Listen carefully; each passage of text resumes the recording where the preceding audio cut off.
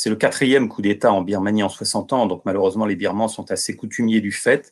C'est surtout le retour au pouvoir de la junte militaire qui a dirigé le pays pendant un demi-siècle.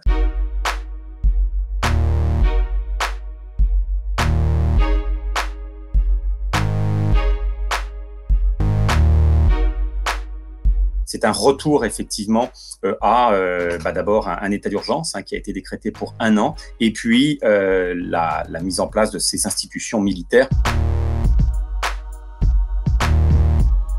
On a eu effectivement une période transitoire, on va l'appeler ainsi, malheureusement aujourd'hui, de démocratisation des institutions birmanes, avec, on s'en souvient, la libération d'Aung San Suu Kyi en 2010, le fait que son parti, la Ligue nationale pour la démocratie, puisse ensuite se présenter à des élections qui, en 2015, marquent cette vraie transition de puissance, avec l'arrivée au pouvoir de ce mouvement et d'Aung San Suu Kyi en particulier. Et puis, en novembre 2020, cette nouvelle élection qui marquait une nouvelle victoire tout à fait éclatante de ces forces démocratiques, avec plus de 83% dans les résultats. Il y a effectivement eu une élection générale qui s'est tenue le 8 novembre dernier. C'était la première grande élection consécutive à cette transition démocratique de novembre 2015, donc 5 ans après. Et en dépit évidemment des fragilités de cette démocratie, en dépit aussi des critiques dont le régime de Madame Aung San Suu Kyi a pu faire l'objet, notamment dans le camp occidental, on se souvient de la crise des Rohingyas en particulier, eh bien cette élection n'a fait que confirmer l'immense popularité à la fois d'Aung San Suu Kyi et de son parti démocratique, avec un résultat qui est plus important encore que le résultat de 2015, 83% donc des scrutins en faveur de ce parti. Les militaires ont immédiatement dénoncé des irrégularités. C'est une fable parce qu'il y avait des observateurs internationaux sur place. Cette élection a été scrutée. Il n'y a pas eu d'irrégularité à grande échelle, justifiant évidemment ces condamnations. Et donc, on est entré dans un espèce de dialogue de sourds, tout simplement, depuis novembre, à savoir que l'armée conteste le résultat, a réclamé de nouvelles élections, mais en se basant évidemment sur des preuves qui n'existent pas. Et on a senti progressivement la tension monter, effectivement, de manière très forte.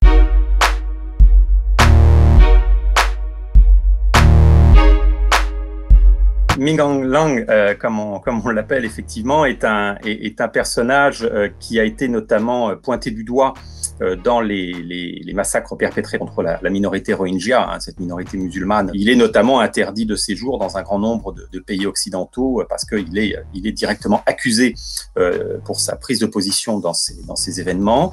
C'est un personnage qui a joué un rôle, je dirais, progressif dans cette armée birmane. Donc il a une carrière militaire tout simplement, et puis il est monté en grade progressivement. Il a été de ceux qui ont réussi, et ça c'est un détail important, à assurer cette transition démocratique tout en conservant des pouvoirs extrêmement importants. Et c'est là tout le problème de la Birmanie démocratique qui malheureusement vient de s'achever.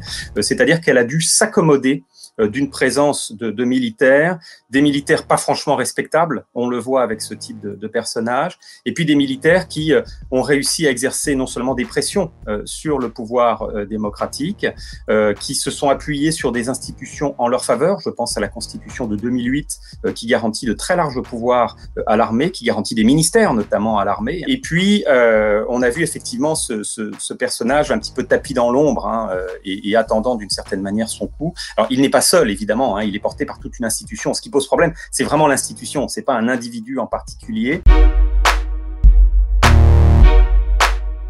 On sait d'une part que les personnalités qui ont été arrêtées, et Aung San Suu Kyi en particulier, encore, il est vraiment important de montrer dans quelle mesure elle incarne d'une certaine manière ce mouvement démocratique birman.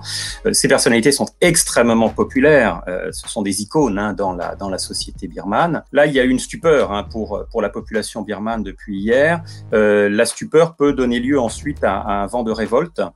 Et effectivement, cette révolte sera sans doute malheureusement châtiée par les militaires qui sont bien organisés, hein. Donc oui, on pourrait s'attendre à des scènes de violence. Alors à la fois des violences, je dirais, politiques contre les démocrates, contre les soutiens à Aung San Suu Kyi et la Ligue nationale de la démocratie, mais également des violences interethniques. On sait que la junte s'était tristement illustrée pendant un demi-siècle par ces conflits armés contre les minorités qui ne reconnaissaient pas tout simplement son autorité. Et ces mêmes minorités eh bien, ont accompagné ce mouvement démocratique.